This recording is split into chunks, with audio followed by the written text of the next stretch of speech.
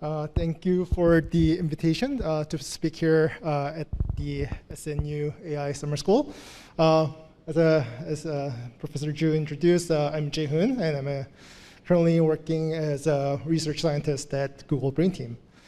A little bit about myself. I come from a physics background and moved into machine learning research as I found science and understanding of deep neural networks to be a very exciting topic. So today I'll talk mainly about our new benchmark to quantify and extrapolate capabilities of language models. Before we dive into the main topic of the day, I wanted to briefly mention that my main research focus is to understand deep neural networks as they scale up. On the theoretical front, I've been working on studying this large or infinite width limit of neural networks. And this has been a very exciting topic, allowing us to understand large overparameterized neural networks. Here we're utilizing the fact that as neural networks scale in size, the theoretical description of them become very simple. And I believe on Wednesday there's going to be a talk related to this topic by Professor Yu, so stay tuned for that. Today I'll discuss more on the empirical front and focusing on to understand, quantify and extrapolate the capabilities of language models. So here's a brief teaser of the main topic. This benchmark was an open collaborative benchmark. And the analysis paper we put out a few months ago had 444 co-authors across 132 institutions. I'm showing the first page of our paper filled with all the authors. And unfortunately, I didn't find much contribution from Korean institutes, so maybe I failed to advertise to the Korean people. So maybe that's on me. And this is just a teaser. And in order to discuss central motivation of our study, I'd like to talk a little bit about why we focus so much about the scale or extrapolation in our study. So this brings us to the topic of scaling laws in deep learning. So why do we care so much about scaling? So recent progress in deep neural networks is heavily driven by more data, bigger models, and more compute. And future developments in AI systems based on deep learning will be, I believe, largely fueled by scaling up data, model, and compute. So one way to forecast and predict the future is to understand how the progress will be made under scaling of these resources. As Professor Rich Sutton eloquently said in his essay called Bitter Lessons, the only thing that matters in the long run is the leveraging of the computation. So as AI researchers, we don't want to let our research ideas to be doomed due to irrelevance, so we should keep an eye on how our ideas scale. So what are the scaling laws? In very simple terms, scaling laws just means a functional or a predictable relationship between two quantities. In slightly more technical term in the field, scaling laws refers to this power law relationship as shown in the slide. In our case for deep learning, often the relevant parameters for X are compute, dataset size, or number of parameters used in the model. And the Y is how it relates to the test loss. So Y will be the test loss.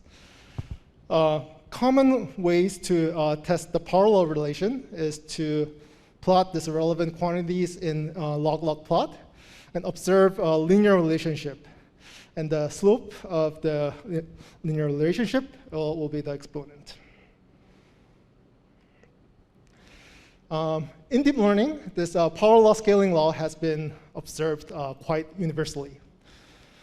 First to make this observation was from this Baidu's 2017 paper, this is Hessness et al., where they demonstrated dataset scaling laws appear in many workloads in deep learning.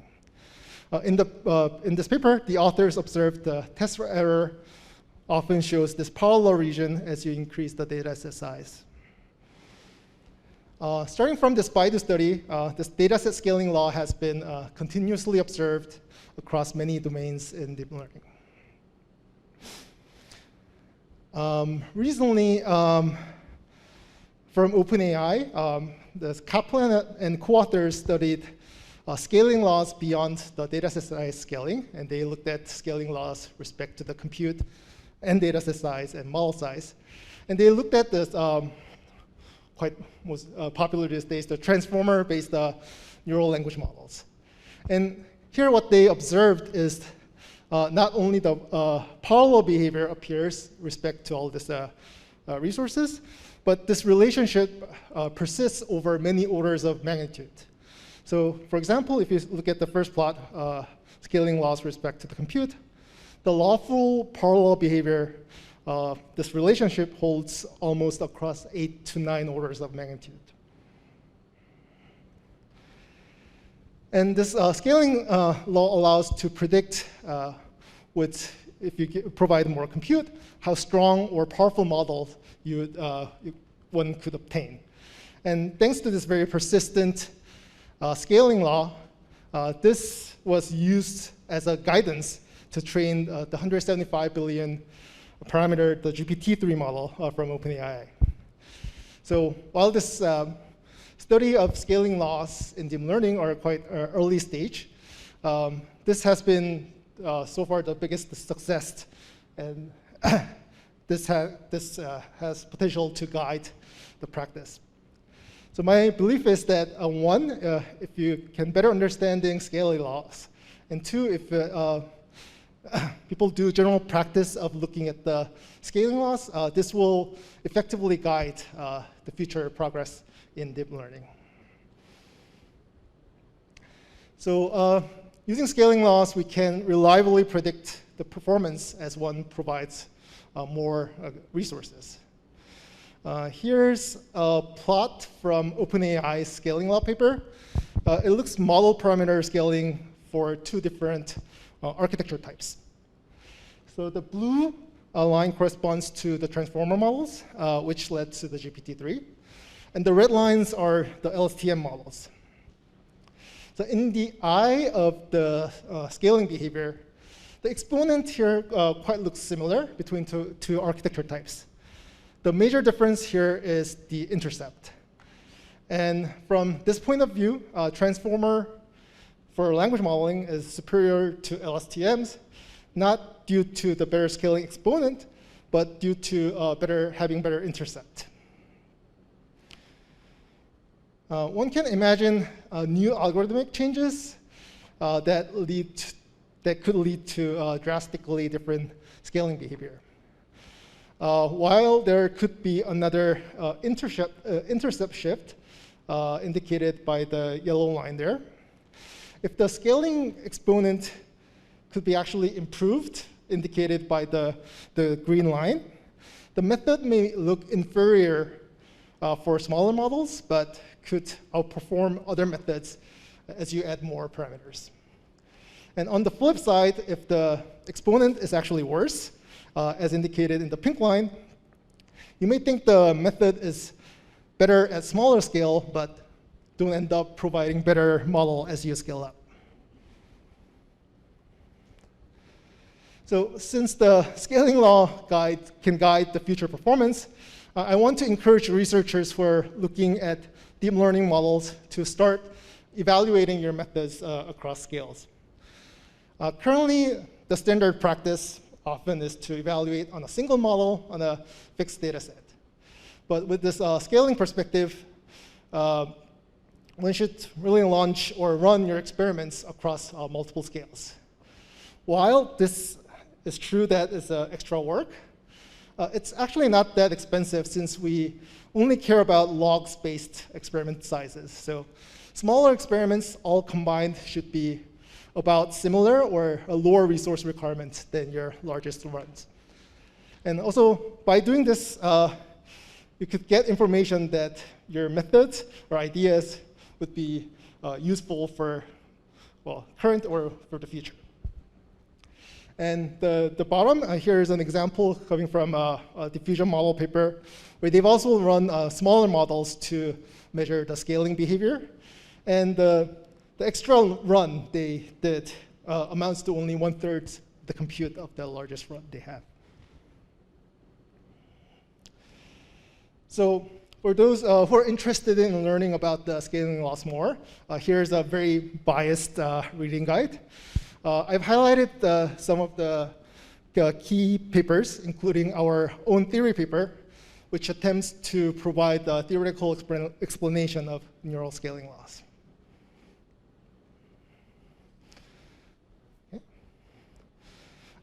So with this neural scaling laws and the role of scale in deep learning in our minds, let's start discussing our actual benchmark, BigBench. Let's first analyze the meaning of the title. First, being a benchmark, our goal is to quantify capabilities. And since I've been belaboring the point that scaling is important, we want to make scaling plots, so to provide extrapolation and for the capabilities of the future models. And BigBench is a benchmark for language models. The reason we're looking at the language model is because using language, we can phrase many of our cognitive skills through language, okay? And benchmarking the language model is a great way to prove diverse capabilities of the current AI systems. Lastly, the title of the benchmark, Beyond the Imitation Game benchmark, is definitely an homage to the Alan Turing's imitation game. With current progress in AI technology, original imitation game is becoming less and less relevant. These days, we can see lots of generation coming from AI models that is hard to distinguish from ones generated by human. Despite that, there are still many skills or problems that humans perform well, while it's still challenging for current AI models. And moreover, with the current rapid progress in language models, we're not even sure what capabilities of current language models have or not have. So BigBench is aimed at giving us some empirical guidance to investigate these questions.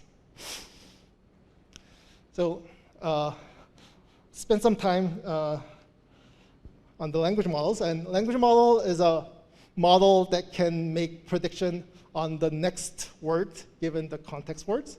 So it's just basically modeling conditional probabilities of the next token.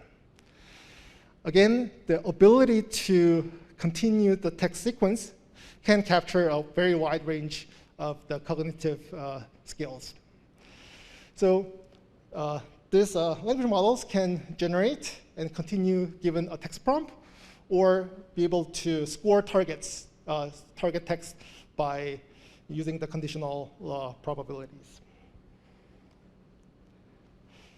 And language models have demonstrated remarkable new capabilities at this pace almost every month. With this text continuation ability and some domain-specific fine-tuning, these language models can understand and help people do programming. And another surprising result I recently from our friends at Google is that language models are capable of solving quantitative reasoning tasks such as math and physics problems. And this illustration is coming from an example in the Minerva paper, where a language model could solve this math problem just using a step-by-step logic.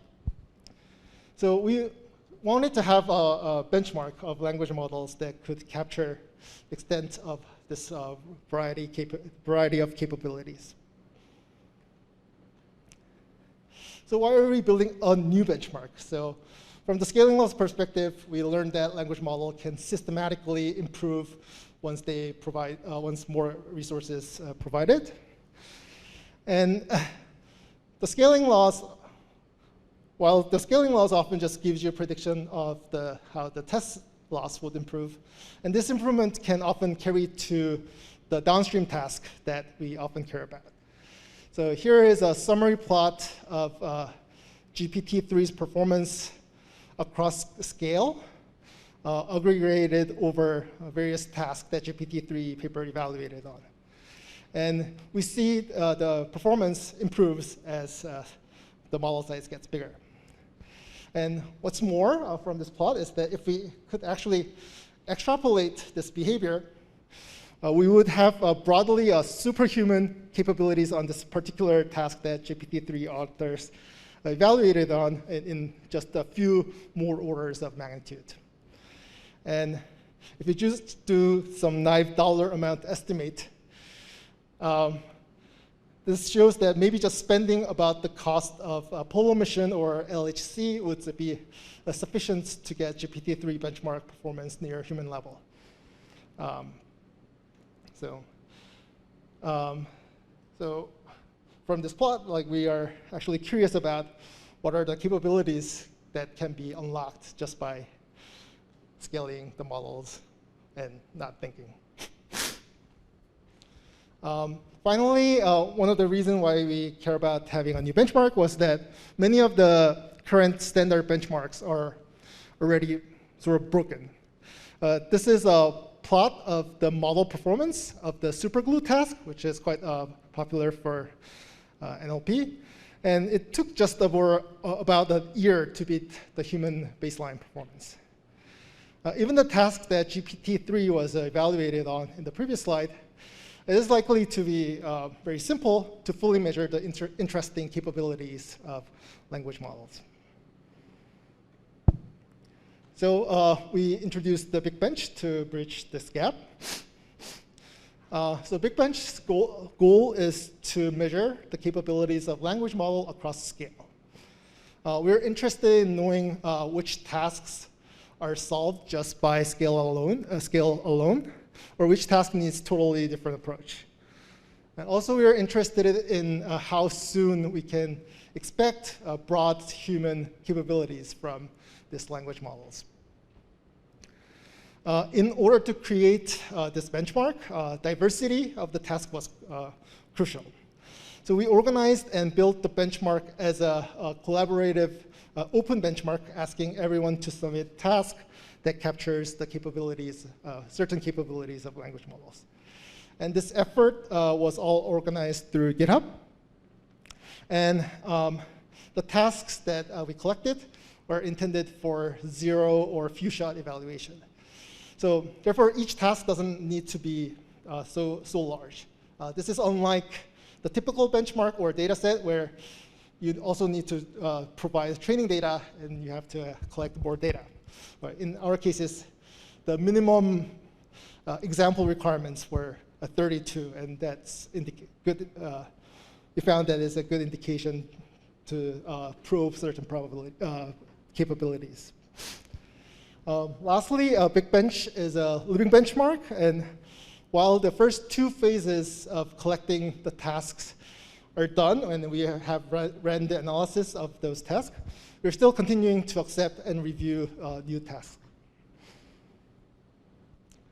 And here's some fun facts about the benchmark. So we've solicited the open call for task, and we invited all the task authors to be authors on the analysis paper. And we believe that this benchmark to be relevant and important benchmark for evaluating future language models. So we advertised to the test submitters that submitting a task would be a good opportunity to increase one's H-index by 1. And this resulted of having 444 authors from 132 different institutions, as mentioned earlier. The analysis paper is about 100-page long, but actually the 50-page are actually just the references due to covering the wide variety of the task. And all the task review and the submission process was openly done over GitHub. And currently, after we finish the analysis, per task analysis plot and like models log outputs are shared through the GitHub. There are over 200 tasks, and building the benchmark and running the analysis took more than 2 years of effort among the core members across Google and OpenAI. And also, since the analysis took some time after the task review was finalized, by the time we put out the analysis paper, there were already more than 20 papers using the Big Bench. So with all this open call for task and the review process, Big Bench ended up having slightly over 200 tasks. This includes generative task and multiple choice task, often defined using JSON format. But we also accept tasks using arbitrarily Python programmatic tasks. Here are some examples of tasks. I'm not sure whether people can actually read the task. The tasks covers range from linguistic tasks or parsing emoji or interpreting Python code lines. And using the programmatic Python interface, we support tasks such as interactive 20-question task, where 2 language models talk to each other to solve 20 questions. So this is an example of interesting task type that our benchmark supports. One of the features of the benchmark is that the task authors provide keywords for their submissions, so we can get a sense of the type of the task are in the benchmark. And here's the rough histogram. Probably nobody can actually read what the keyword is. And there's a keyword clouds as well. For the evaluation of the benchmark, we assume very little about the language models for evaluation. Our evaluation relies on having this generate text API, which is just the text continuation given the context. And also for multiple choice tasks, we need to score targets, so we require models access to conditional log probabilities. And basically, these 2 functions is all we require from models API to evaluate language models. One task type format is based on JSON, and it turns out, since this is like much easier to make, 80% of the task is based on JSON, and JSON typed tasks can be either generative or multiple choice. And here, this is an example excerpt from one of the JSON-based multiple choice tasks. This is how one would write and submit a task. We also have a programmatic task, which is the other 20% of our total task. And we can use this programmatic task to evaluate more subtle ability of the language models. Here I'm showing just like a simple arithmetic task based on Python, just to demonstrate how one would go about to write a task. But one could build a much more complicated interactive task, such as the 20-question task I said earlier. And all these tasks were peer-reviewed over GitHub. And the review criteria was based on our motivation for the benchmark. Basically, all the new tasks are encouraged to be challenging and prove certain capabilities of current and future language models. We even allowed submitted tasks to be so hard that current language models have like no clue of solving it. And for all the tasks, we added this canary string to the I guess, task text. And this was designed such that the future training data set for future models, scraping data from internet, to exclude directly having BigBench as their training set. So we encourage, if anyone is building new training set based on internet, please be aware about this and encourage to exclude any text, including this canary strings. There's also a task called training on test set for post hoc diagnosis if the BigBench data was used in the training the model. BigBench itself is a quite big benchmark, including 200 plus tasks. And evaluating on the whole benchmark can be quite challenging.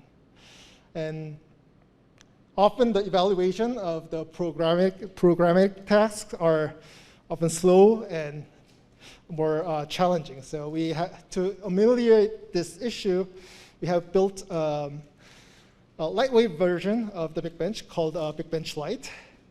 This allows easier evaluation since the number of tasks are smaller. I think it's just 24 tasks. And this is exclusively based on JSON tasks. So relatively simpler to evaluate.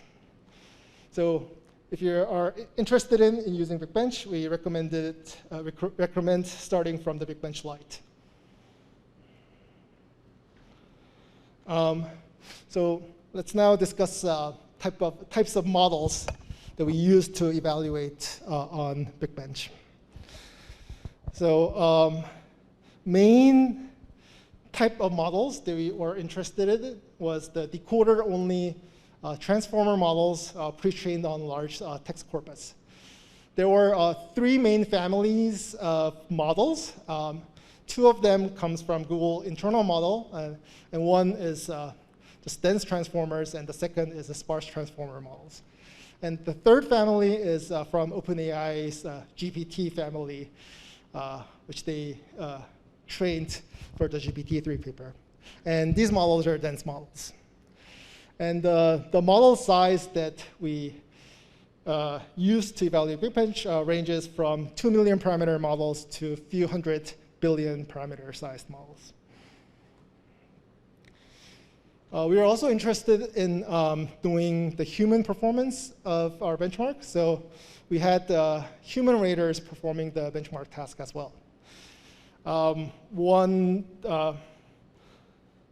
maybe slightly different choice than typical human raters. We allowed human raters to use computer or internet, since we believe the tool use is an important human capability. So we allowed that. And in the evaluation and analysis, we looked at the average score as well as the top score per task. And the top score per task is to get a sense of the best human performance. Since the BigBench is very large and covers various capabilities, it's our human evaluation is subject to limitations, and one should be very careful interpreting what we mean by the human rater score. So let's dive into the specific lessons we learned using this BigBench. So recall that the goal of the benchmark is to quantify and extrapolate the model performance across scales. So the plot of this type is the typical plot we're making for our benchmark. Since we're interested in how performance change across the scale, the x-axis is the model parameters in log space. And we have the models ranging from 2 million parameters to hundreds of billions of parameters, covering 5 to 6 orders of magnitude. And here, y-axis is aggregate performance across various JSON tasks in the benchmark. Here there are many lines, and different lines correspond to 3 different model types. And within the same model family, there are results coming from 0-shot, 1-shot, 2-shot, and 3-shot. So 0-shot and few-shot evaluation results are there. So the gist of this plot is that similar to the GPT-3 aggregate performance, in general, the capabilities of this language model systematically improves with more scale. You can see that there are some slight differences, but overall trend across different model types looks quite similar. The similarity between these different model families are quite interesting in my opinion. Google models were trained on Google's internal data, and GPT was trained on OpenAI's internal data set. And they have slightly different architecture, and training hyperparameters were all different. But despite that, big bench performance and cross-entropy scaling behavior seems to be extremely similar across these different model families. And while the overall trend is similar, if you directly compare dense and sparse models, we do see benefits from using the sparse models. So you can see that the dashed line corresponding to the sparse models are slightly above the dense models.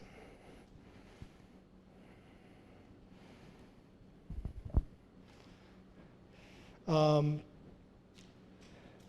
let's compare the performance of the language model to the human raters. Here, the light blue dashed line is the average performance of human raters, and the dark blue dashed line is the performance of the best rater per given task. Here, we are comparing with the one-shot performance of language models, and not surprisingly, we see that these models are still far worse than the human raters. Just recall that the Big Bench's goal was to find very challenging tasks for current language models.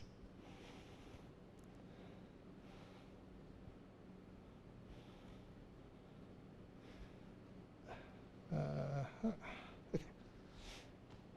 So this is evaluation on the smaller Big Bench light task. And we're now including one of the mostly recently developed language models from Google called PaLM. And we observed that the newer models, which was trained with better training data and some architecture improvements, now are showing much rapid improvements, at least in the Big Bench light tasks. We see that with the few-shot evaluation, actually PaLM outperforms average human rater score for in the largest model case. Let's move on to the uncertainty analysis we did. So in the uncertainty analysis, we wanted to see whether the language models know what they know or what they don't know. So, and this is like generally used as the motivation for studying uncertainty of models. And if the model has good uncertainty, we believe that those models can be reliably used in very critical situations. Basically, we want our model's uncertainty or the model predictive probabilities to be well calibrated. And the canonical example of having a good calibrated probability is that if you have a weather prediction model, and the model thinks there's a 70% chance of rain, and when this model makes this prediction multiple times, does it actually rain 70% of the time? In order to prove this question for the language models, we looked at the prediction probabilities of the models on the Big Bench multiple choice tasks. So here's the results we found. From the first plot, we show that on the multiple choice tasks, the overall performance improves with scale. This is the general observations that scale helps. And for looking at the calibration, we looked at two different metrics for calibration. One is the Breyer score, and the other is the expected calibration error, ECE. And for these metrics, the lower score means better calibrated predictions. So the second plot and third plot is the calibration plot. And one observation is that in the absolute scale, the number of this calibration metric is not that great. So these values are relatively high, and this indicates that the predictive probabilities are not particularly well calibrated. However, it's interesting to see that actually as you increase the model sizes, both Breyer score and ECE decreases, indicating that actually larger models are becoming better calibrated. And lastly, one of the points you can see from this plot is that there's a benefit from having a sparse model. For the same flop-matched parameter counts, the performance and calibration is better for the sparse model than the dense models.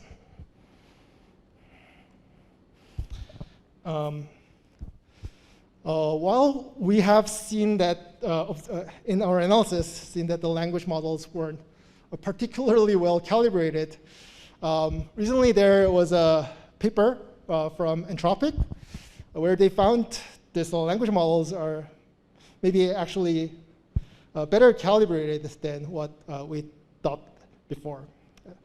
So what they did is they looked at this simple prompting change. And here above is the conventional big bench task prompting. And this is how we phrase the multiple choice questions. And the new paper from the Anthropic uses this lettered prompting. So, and then the language model, when they make the multiple choice answers, they just choose letter A, B, or C. And this is the simple change they made to the prompting. And with this change, this paper showed that the current language models are actually much well calibrated and they actually know what they know and don't know. Here, the plot is indicating the predictive probability against the actual occurrence. So the most well-calibrated prediction should lie on the diagonal line. And if you have curves on the lower right, this indicates the overconfidence of your predictions. And if your curve is on the upper left, the prediction is underconfident. And if you see on the upper left plane, the black solid line indicates result from the default formatting in Big Bench, which shows poor calibration. But with the prompt change, with this lettered options, the model's predictions are surprisingly well calibrated. And they also looked at how this calibration changed across scale, and they also confirmed the finding that the calibration also improves with the model sizes, irrespective of this formatting changes. So far we've looked at this aggregated performance. So now let's look at some individual task level lessons.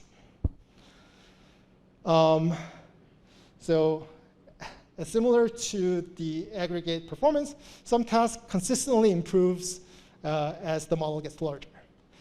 This is a translation task, translating from a rare or synthetic language into English. And this task, as model size gets bigger, the performance consistently improves. This is another task improving consistently with scale. This is a data wrangling task. And one interesting feature of this task is that you actually need a few-shot example to understand what type of data manipulation the model needs to do. So actually, the zero-shot performance across the board is poorly performing and stays at the bottom. And with the few-shot performance, the models consistently improves with the scale. And some tasks shows that even with the scale, there's no sign of improving. This particular task is to distinguish cause from effect. So the type of question is like, did the child cry because they hurt their knees? Or did child hurt their knees because the child cried? So this is understanding what's the cause and the effect. And for this task, the performance do not improve with scale and even seem to degrade. Another type of behavior we observe is that some tasks show no signs of improving until a certain critical scale, and suddenly show improvements. This is a demonstration of this behavior in this emoji movie task. And we are also showing the actual output of language model across scales. And until this 128 billion parameter models don't really have a good grasp of this task, and suddenly for the largest model start to give proper answer. And here's another two tasks showing this similar breakthrough behavior. One is word sorting, and other is international phonetic alphabet transliterate task. And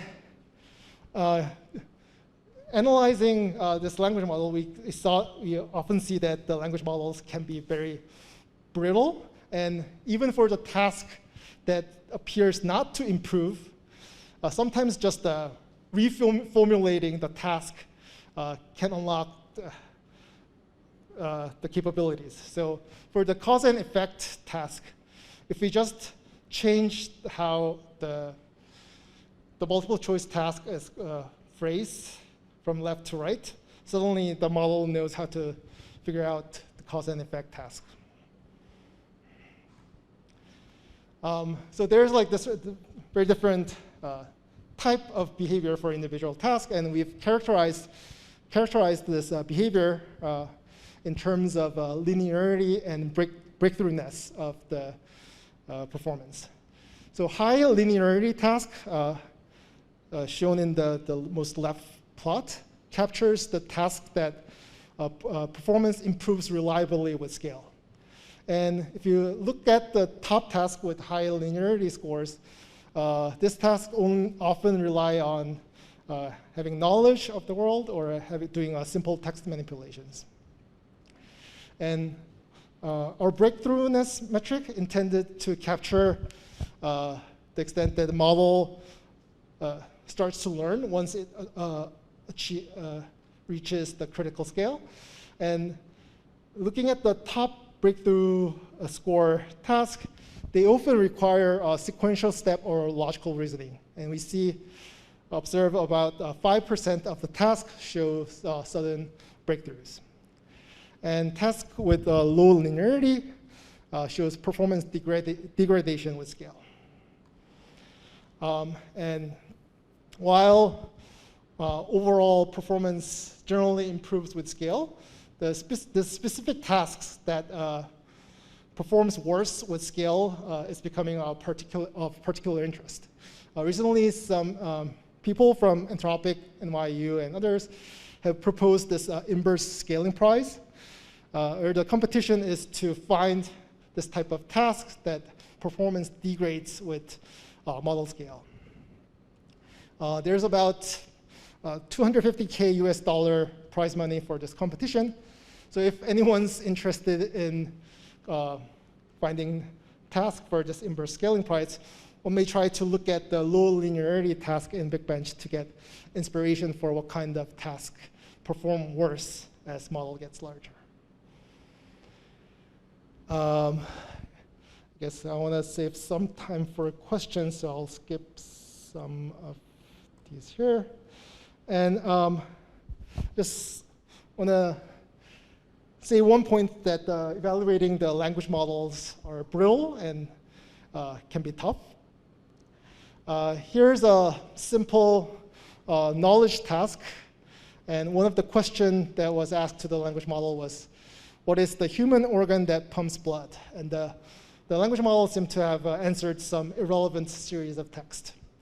And many ways of evaluating this answer, whether it's a blue or rouge score, probably would have scored this as a poor response. However, if you convert this ASCII code into emoji, actually this is an emoji of a pumping heart. So as you can see, properly evaluating language models or generative models in general can be challenging and be quite brittle. So here's a little recap of the lessons that we learned from Big Bench.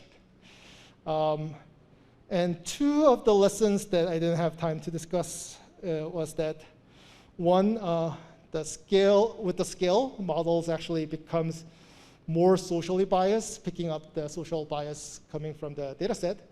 But we have some analysis that there are ways to mitigate these biases. And another is that we found that the performance on non-English tasks is poor and also fails to improve with scale. And probably this is a bias that most of the language models that we use to evaluate were predominantly trained on English data. And I guess I encourage people who are curious to check out our paper for further details on this topic. And the Big Bench project has involved a lot of work by a lot of people, both at Google and OpenAI, and also the task submitters all around the world. And these are the core contributors from Google and OpenAI. And I want to emphasize that most of the people on this page put a really ridiculous amount of work into creating this benchmark and running the analysis discussed today. So I'll put the summary of our benchmark up here. Just one sentence summary is Big Bench is a large-scale collaborative benchmark designed to quantify and extrapolate the capabilities of text-based AI. And I'll just finish with a few notes. One, if you have newly developed language models, please consider using Big Bench to evaluate your models. Two, Big Bench is living and evolving benchmark. So if you see any gaps in the benchmark, please consider submitting a new task. We definitely don't have any Korean task. Third, lastly, but most importantly, understanding how performance change at scale is important. So you should start doing that. That's all I have for today, and happy to take questions.